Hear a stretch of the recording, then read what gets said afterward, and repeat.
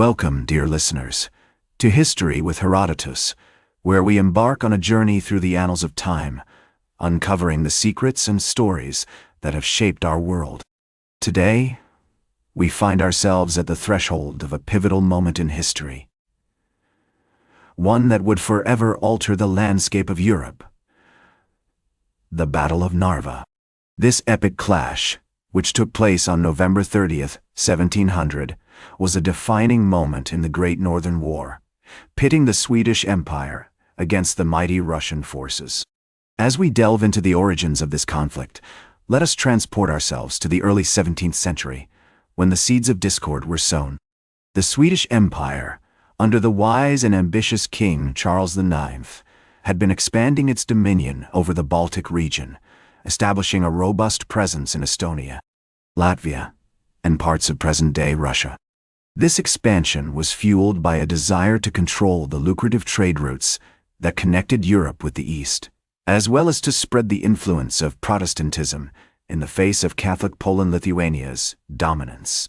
The port city of Stockholm, with its bustling harbor and mercantile spirit, served as the hub of Swedish power, while the fortified towns of Narva and Riga stood as sentinels against the encroaching forces of Russia. Meanwhile, the Russian state, still reeling from the time of troubles that had ravaged the country from 1598 to 1613, began to reassert its own claims to the region. The Romanov dynasty, founded by Michael Romanov in 1613, sought to consolidate power and expand Russia's borders. The city of Moscow, with its imposing Kremlin and onion-domed churches, served as the seat of Russian power, while the port city of Arkhangelsk on the White Sea provided a vital outlet for trade with Western Europe. As the 17th century wore on, tensions between Sweden and Russia continued to simmer, waiting to boil over into all-out conflict. Border disputes and competing claims over territories such as Ingria and Karelia fueled the fires of hostility. The Treaty of Stolbovo, signed in 1617, had established a temporary peace between the two nations, but it was short-lived. By the late 1690s, the stage was set for a confrontation that would shake the foundations of Europe. The fate of Narva, with its strategic location on the banks of the Narva River and its imposing fortress built by the Swedish in 1581, hung precariously in the balance. As we leave the earliest history of the Battle of Narva behind, we find ourselves on the cusp of a new era, one marked by heroism, sacrifice, and the unyielding pursuit of power. Join me next as we enter the heart of the conflict, where the bravery and cunning of leaders like Charles XII of Sweden and Peter the Great would be put to the ultimate test. Welcome back to History with Herodotus, dear listeners, as we continue our journey through the annals of time and delve into the heart of the Battle of Narva. As the Swedish army, led by the young and ambitious King Charles XII, approached the fortified city of Narva, they were met with a formidable Russian force under the command of Peter the Great.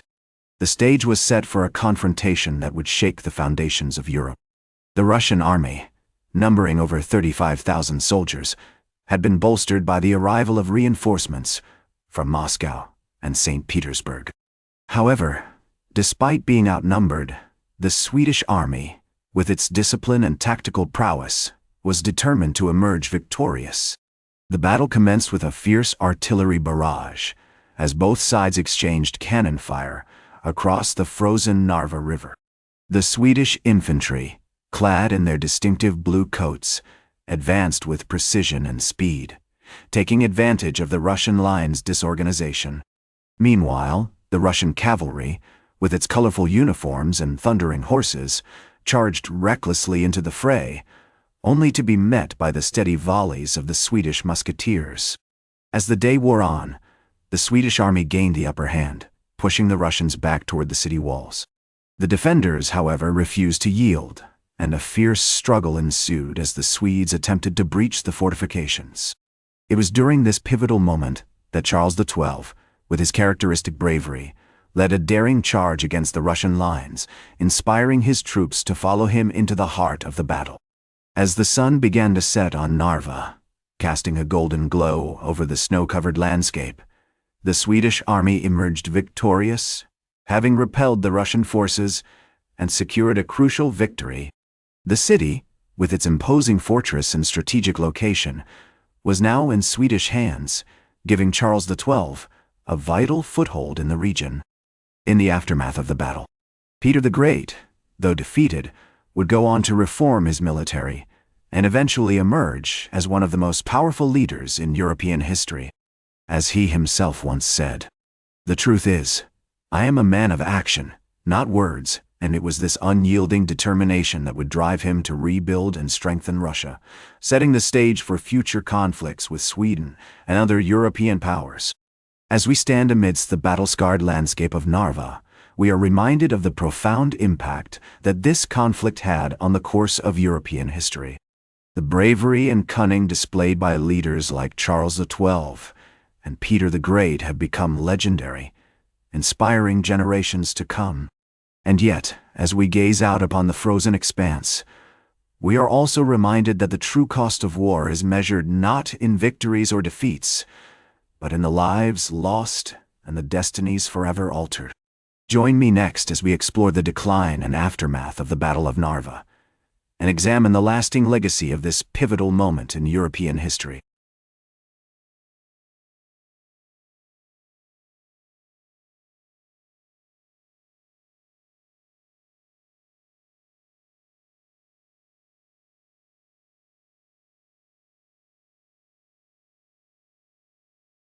Welcome back to History with Herodotus, dear listeners, as we explore the decline and aftermath of the Battle of Narva, and examine the lasting legacy of this pivotal moment in European history.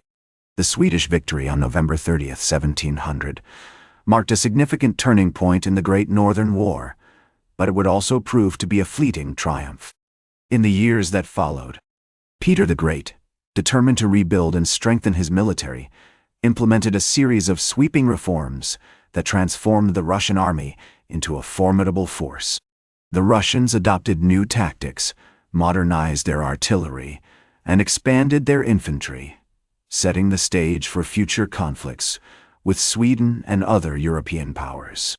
Meanwhile, Charles XII, emboldened by his victory at Narva, launched a series of ambitious campaigns against Russia, but these efforts ultimately proved costly and unsuccessful. The Swedish army, worn down by years of fighting, was unable to withstand the relentless Russian counterattacks, and in 1709, the Swedes suffered a crushing defeat at the Battle of Poltava. The Treaty of Nystad, signed in 1721, marked the official end of the Great Northern War, with Sweden ceding significant territories to Russia, including Ingria, Estonia, and Livonia. The treaty cemented Peter the Great's reputation as a brilliant strategist and statesman, while Charles XII's legacy was forever tarnished by his failed campaigns. As we reflect on the aftermath of the Battle of Narva, it becomes clear that the true cost of war extends far beyond the battlefield.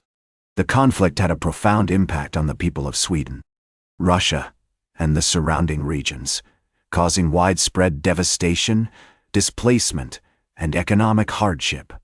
The war also led to significant changes in the balance of power in Europe, paving the way for the rise of new empires and the decline of others.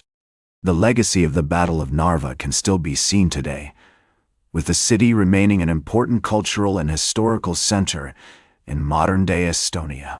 The imposing fortress, built by the Swedish in 1581, stands as a testament to the enduring power of human ingenuity and determination.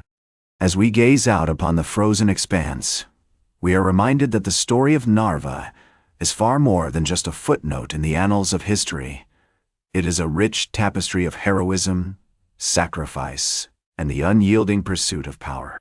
In conclusion, the decline and aftermath of the Battle of Narva marked a significant turning point in European history, shaping the fate of empires and the course of modern nation-states.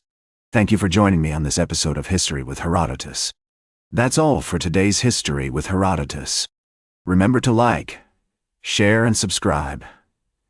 And until next time, remember that to understand the present, we must first understand the past.